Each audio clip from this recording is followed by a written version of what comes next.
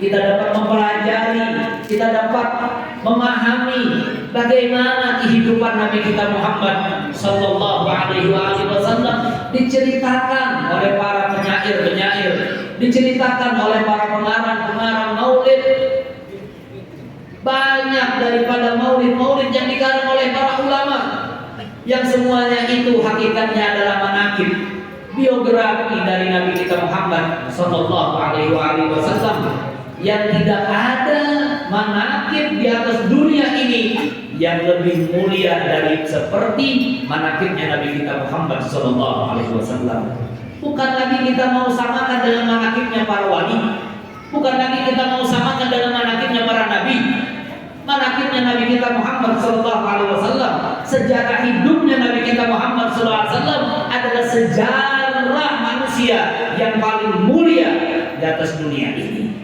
Sehingga kita sebagai umatnya, sebagai para pecinta-pecintanya, tidak pernah bosan untuk bersalawat, untuk membaca maulid Nabi kita Muhammad sallallahu alaihi wasallam. Bukan hanya pada bulan Rabiul Awal, di dalam bulan kelahiran Nabi Muhammad sallallahu alaihi wasallam saja, akan tetapi di mana-mana.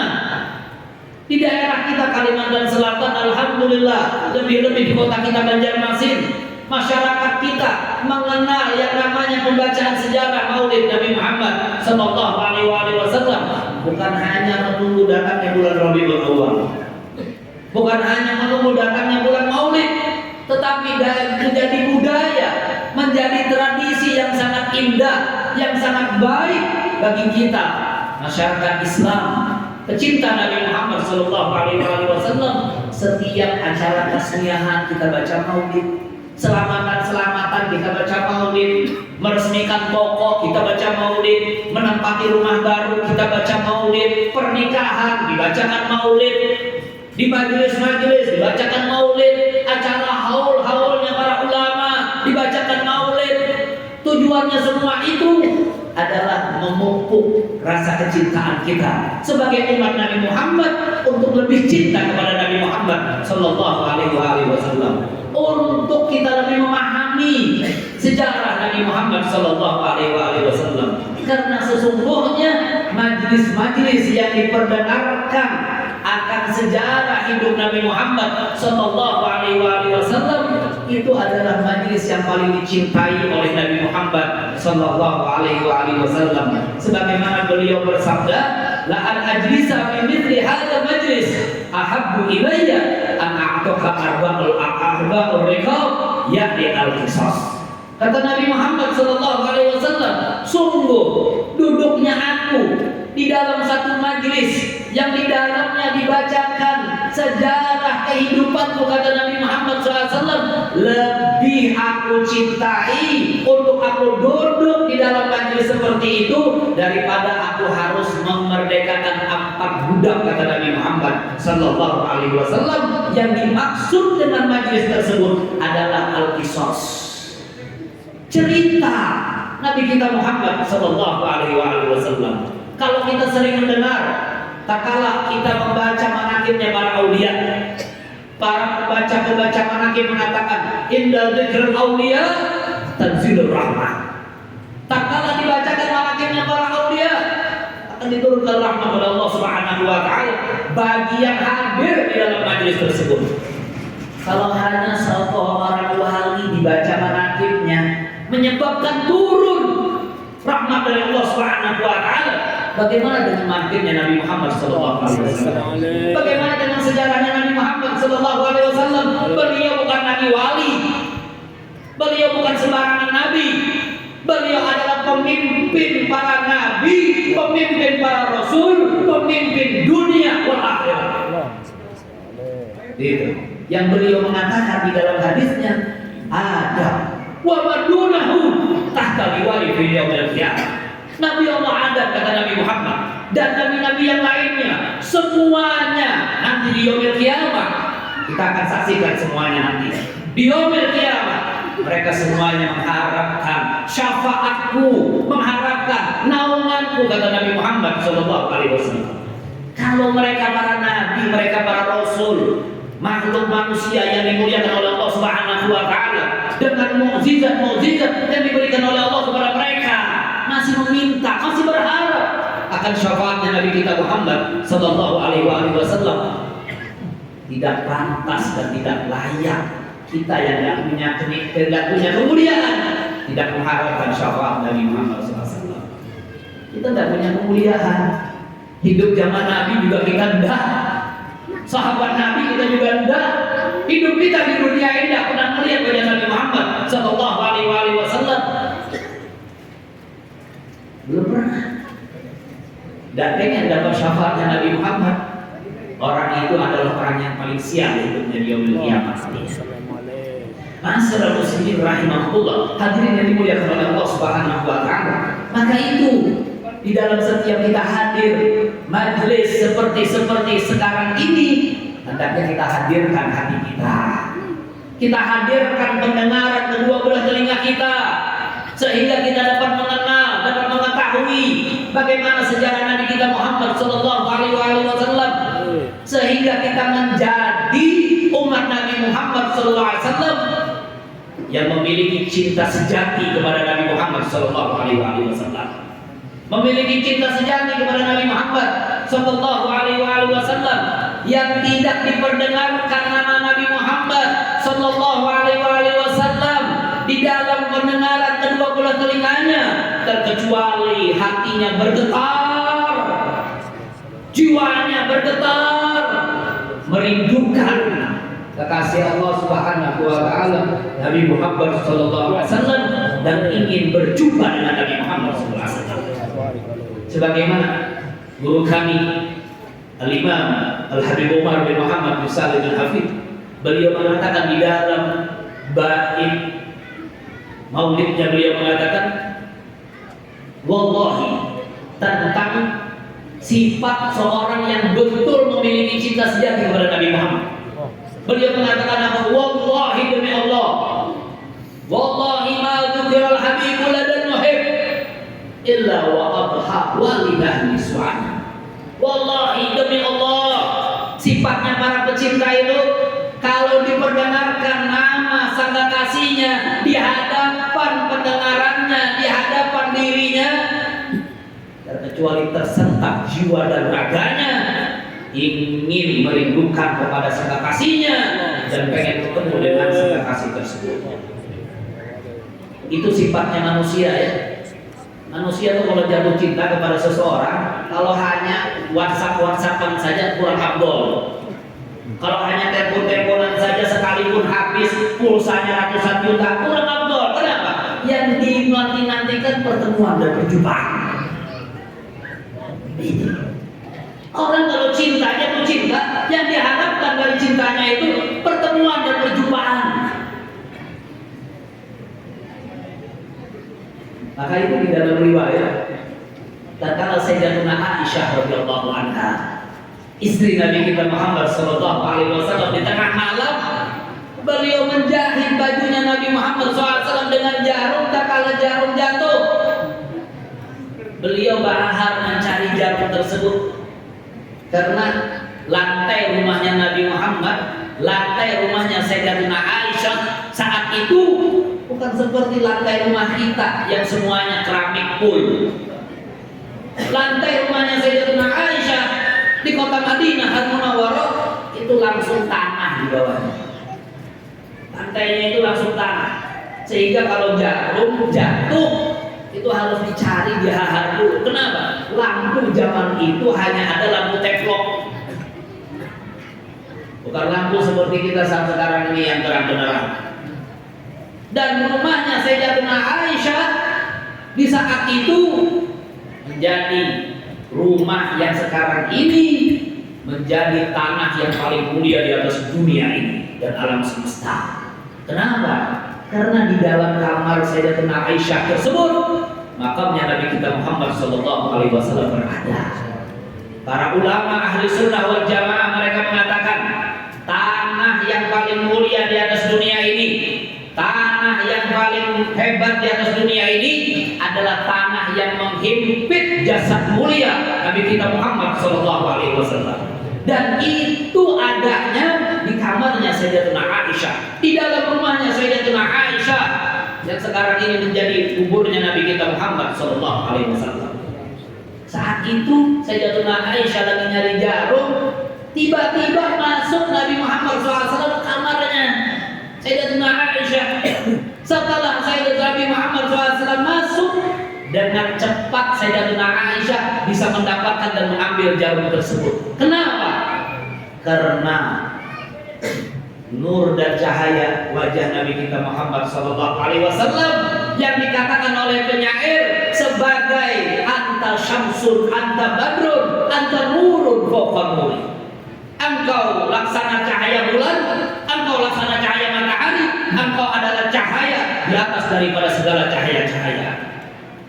Sehingga cahaya wajah Nabi Muhammad menerangi seluruh ruangan yang ada di dalam rumahnya Sayyidatuna Aisyah. Setelah itu Sayyidatuna Aisyah istri Nabi Muhammad SAW, beliau senyum melihat wajah indah suaminya. Tuh, istri siapa yang gak senyum dengan melihat wajah indah suaminya? Ya, kalau masih indah wajah suaminya, kalau masih indah. Kalau sudah perot-perot, ya enggak lagi senyum istrinya. Itu kan? Senyum wajah Sayyidatuna Aisyah melihat siapa? Melihat kekasih Allah Subhanahu wa taala Nabi Muhammad sallallahu alaihi wasallam, Nabi kita. Setelah itu Sayyidatuna Aisyah beliau mengatakan, "Ya Rasulullah, sungguh indah wajahmu ya Rasulullah." Setelah itu Nabi Muhammad SAW beliau mengatakan, "Ya Aisyah, ketahuilah wahai Aisyah, al-wail liman lam yara wajhi bi yaumil qiyamah." Kata Nabi Muhammad SAW, beliau mengatakan, neraka waillah tempatnya orang yang nanti di hari kiamat tidak melihat kepada wajahku. Siapa-siapa di hari kiamat yang tidak melihat wajah Nabi Muhammad dipastikan menjadi orang yang paling sial, dan dia tempatnya di neraka wail. Itu kata Nabi Muhammad SAW. Kemudian Sayyidatuna Aisyah bertanya, liman lam yara wajhaka ya Rasulullah fi yaumil qiyamah? Siapa ya Rasulullah orang yang tidak melihat wajahmu nanti saat berada di yaumil qiyamah? Dengarkan jawaban Nabi kita Muhammad SAW. Beliau mengatakan apa? Man dzukirtu indahu alam yusalli alaihi. Orang yang disebutkan namaku, kata Nabi Muhammad SAW, di hadapan dirinya dan di pendengaran kedua belah telinganya, dia tidak bersalawat kepadaku, kata Nabi Muhammad SAW. Itulah orang yang akan masuk dalam neraka wail dan tidak akan melihat wajah Nabi Muhammad SAW. Allahumma sholli ala Muhammad. Allahumma sholli ala Muhammad. Allahumma sholli ala Rasulika Sayyidina Muhammad. Mudah-mudahan kita semua yang hadir di sini dapat melihat dan memandang wajah Nabi Muhammad sallallahu alaihi wasallam di yaumil qiyamah kelak, dan mudah-mudahan kita yang hadir di dalam majelis yang mulia ini termasuk daripada golongan umat Nabi Muhammad yang pertama kali masuk surga bersama dengan Nabi Muhammad sallallahu alaihi wasallam. Amin amin ya rabbal alamin. Ini faedah yang sangat luar biasa dengan hadirnya kita di dalam masjid, di dalam mushola ini. Hati kita selalu kontak kepada Nabi Muhammad. Bacaan maulid diperdengarkan, tapi sayang tadi yang baca maulid cuma separuh orangnya. Yang lain ini datangnya belakangan. Gitu. Ya, tidak melihat dan mendengar ceritanya Nabi Muhammad SAW rugi. Ya, itu. Nanti lain kali kalau hadir maulid jangan terakhir. Itu. Yang boleh terakhir itu kalau berceramah. Boleh terakhir. Kenapa? Memang ditunggu. Iya kan? Kalau sampean datang terakhir siapa yang mau nunggu? Hah? Iya kan? Seperti itu. Sama dengan sholat Jumat. Itu. Khatib itu disunahkan datangnya terakhir. Kenapa? Bukan mau disuruh memang belapan-belapan datang masjid, karena memang ditunggu kedatangannya.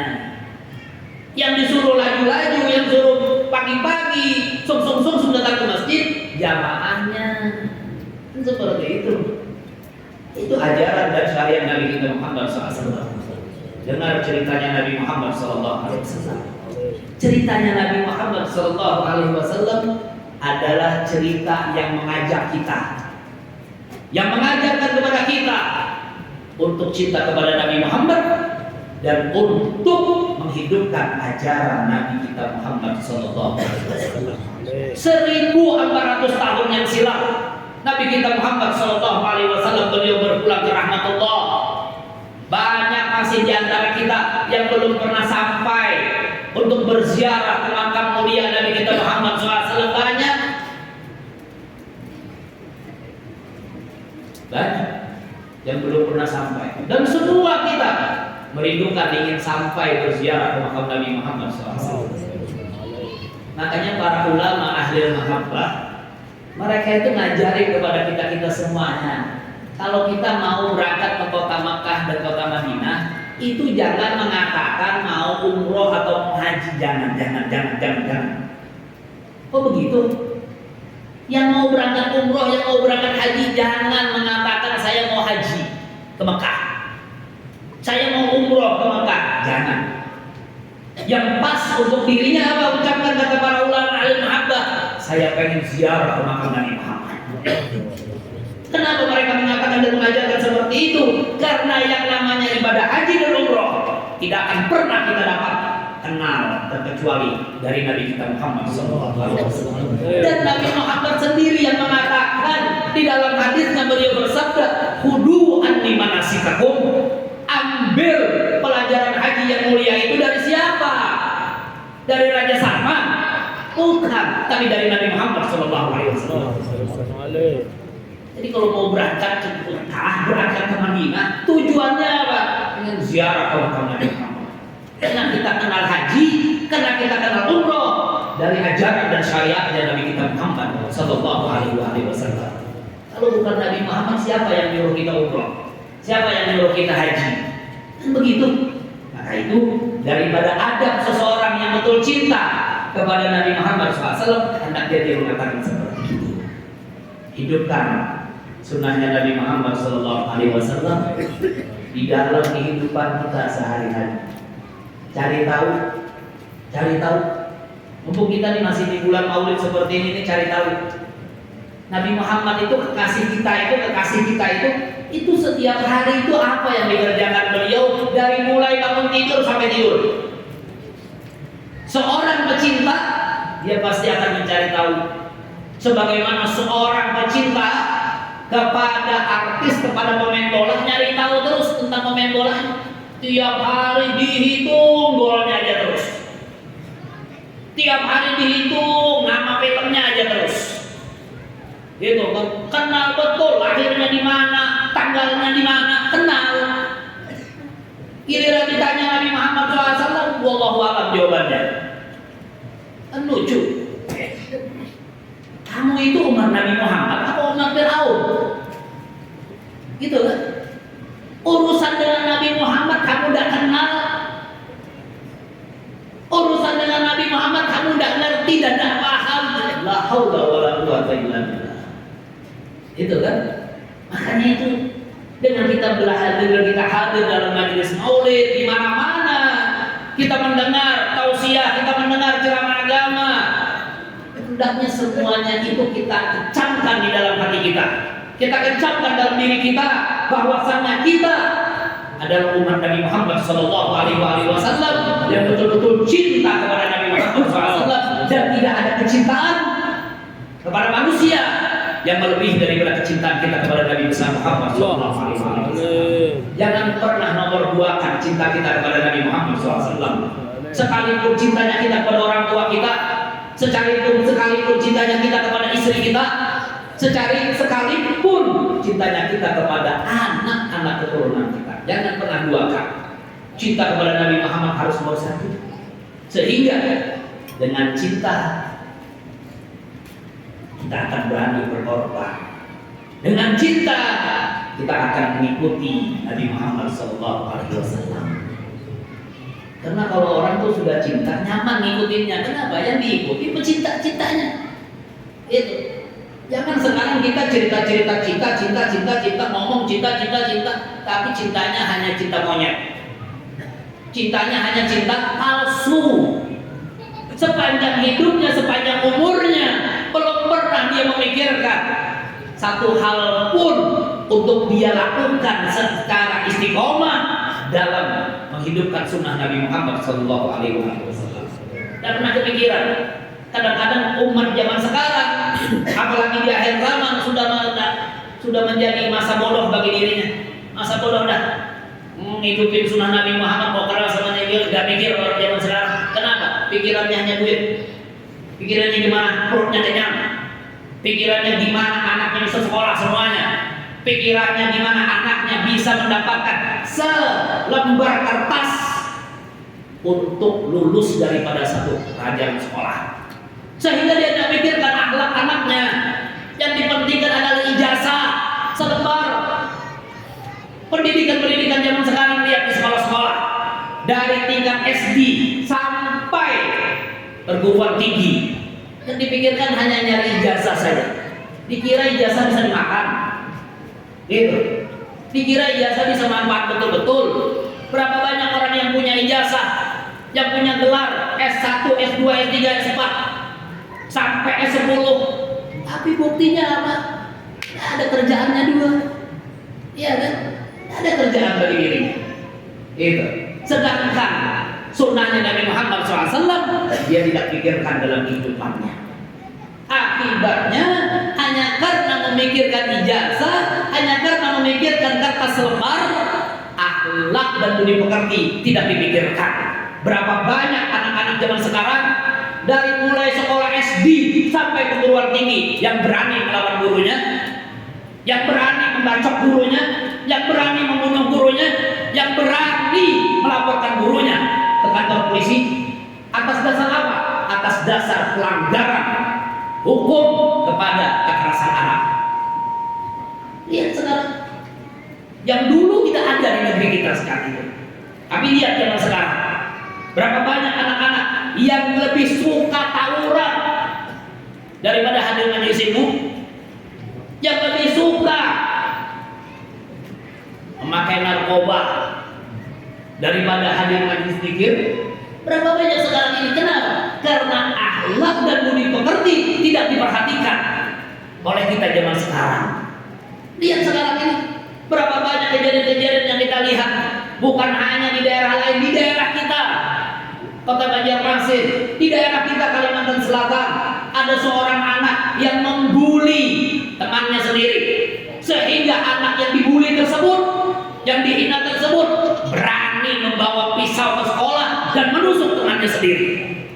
Tidak usah jauh kita cari, di Banjarmasin, daerah kita Kalimantan Selatan ini sudah berani.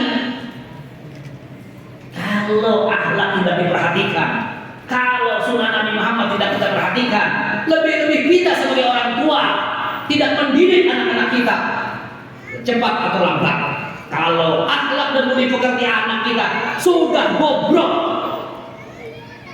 sudah tidak karuan, jangan-jangan Anda nanti akan dibunuh oleh anak Anda sendiri.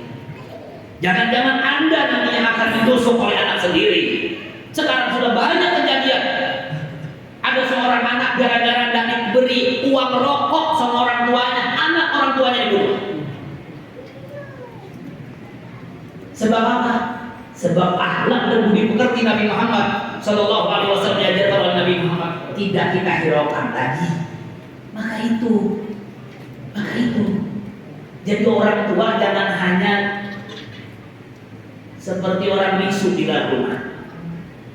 Kata Nabi Muhammad SAW, kalau ada di dalam rumah orang Islam, tapi kaum laki-lakinya tidak tegas, tidak bisa ngatur kaum perempuan-perempuannya di rumah, berarti rumah itu tidak ada kaum laki-laki. Itu. Ada laki-laki di dalam rumah itu, tapi kaum laki-lakinya diam 1000 bahasa. Anaknya keluar daripada pintu rumahnya dan nutup aurat, bapaknya diam.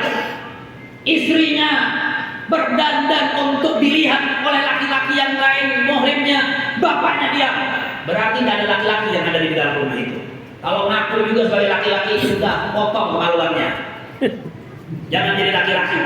Kenapa? Ar-rijal qawwamun 'alan nisa. Laki-laki itu lebih kuat, lebih sempurna daripada kaum perempuan. Kalau kita sebagai kaum laki-laki tidak bisa membatasi anak perempuan kita, jangan jadi laki-laki. Jangan jadi laki-laki. Ma'asyiral muslimin rahimakumullah. Hadirin wal hadirat yang dimuliakan oleh Allah Subhanahu wa taala. Dan Nabi Muhammad sallallahu alaihi wasallam beliau memberikan kabar gembira kepada kita semua sebagai pecinta-pecintanya dan sebagai umatnya. Apa kabar gembira dari Nabi Muhammad? Man ahya sunnati faqad ahabbani wa man ahabbani kana ma'i fil jannah. Barang siapa yang menghidupkan sunnahku, kata Nabi Muhammad, maka itulah orang yang betul-betul cinta kepadaku. Cinta itu bukan hanya kita yang katakan kepada Nabi Muhammad, tapi pengakuan dari Nabi Muhammad. Siapa yang diakui oleh Nabi Muhammad sebagai pecintanya? Man ahabbani kana ma'i fil jannah. Man ahya sunnati, itulah orang yang dicintai oleh Nabi Muhammad, yaitu orang yang menghidupkan sunnah Nabi Muhammad. Lebih menghidupkan sunnah Nabi Muhammad daripada sunnah-sunnahnya orang-orang kafir, orang-orang fasik yang belum pernah sujud di hadapan Allah Subhanahu wa taala. Ma'asyiral muslimin rahimakumullah. Hadirin yang dimuliakan oleh Allah Subhanahu wa taala, wa man ahabbani, barang siapa yang cinta kepadaku, kata Nabi Muhammad, kana ma'i fil jannah, maka orang tersebut akan bersamaku kelak di dalam surga. Pian-pian seberataan, kita seberataan, jangan terlalu banyak menghayal hendak masuk surga. Jangan terlalu banyak menghayal hendak masuk surga kalau tidak menghidupkan sunnahnya Nabi Muhammad. Kalau tidak menghidupkan ajarannya Nabi Muhammad, jangan berhayal. Contoh yang paling gampang. Setiap sholat Jumat ataupun sholat jamaah di Langgar ini, di masjid-masjid, coba lihat berapa banyak umat Islam yang melaksanakan sholat jamaah yang memperhatikan dengan siwak. Yang pakai siwak berapa banyak? Di Langgar ini, di kampungnya ini semua yang sholat-sholat, berapa banyak yang memikirkan, yang memperhatikan dengan siwak, sehingga setiap kali dia mau melaksanakan sholat, dia menghidupkan sunnah Nabi Muhammad dan memakai siwak. Berapa banyak? Ada sampai separuh Langgar? Ada sampai separuh masjid? Tidak ada. Padahal berapa harga siwak? Tidak lebih mahal daripada sebungkus jisamso. Giliran merokok, kawannya terus merokok. Tongkar siwak sebatang kayak gini tidak bisa. La haula wala quwwata illa billah. Ditakuni orang, ditakuni Tuhan guru, kamu tidak masuk surga. Anda kayak di sini. Dari isu Anda sudah Anda. Urusan siwak tidak ada perhatian. Coba lihat aja. Ini di Langgar sini. Baik imamnya ataupun makmumnya, ada yang memperhatikan pakai siwak. Padahal Nabi Muhammad sallallahu alaihi wasallam beliau bersabda, "Laula an asyqa ala ummati la amartuhum bisiwak fi kulli shalah." Itu. Kalau aku tidak ingin merepotkan akan umatku, kata Nabi Muhammad SAW, maka aku perintahkan kepada mereka wajib hukumnya untuk memakai siwak. Kenapa? Karena Nabi Muhammad selalu perhatian dengan siwak. Beliau keluar rumah pakai siwak, masuk rumah pakai siwak, mau tidur pakai siwak, bangun tidur pakai siwak, mau berwudu pakai siwak, mau baca Al-Quran pakai siwak. Kalau kita lain, mau guring sawat aja, seisapan. Iya kan? Bangun guring, bukannya siwak yang diambil, apa? Rokok diambil. La haula wala quwwata illa billah. Cintanya sama rokok sama mati, bahkan sampai mati. Itu kan? La haula wala quwwata illa billah. Ma'asyiral muslimin rahimakumullah. Hadirin wal hadirat dimuliakan oleh Allah Subhanahu wa taala. Kembali kita kepada menghidupkan sunnahnya Nabi besar Muhammad SAW. Harapan kita apa? agar cintanya kita kepada Nabi Muhammad tidak hanya bertepuk sebelah tangan.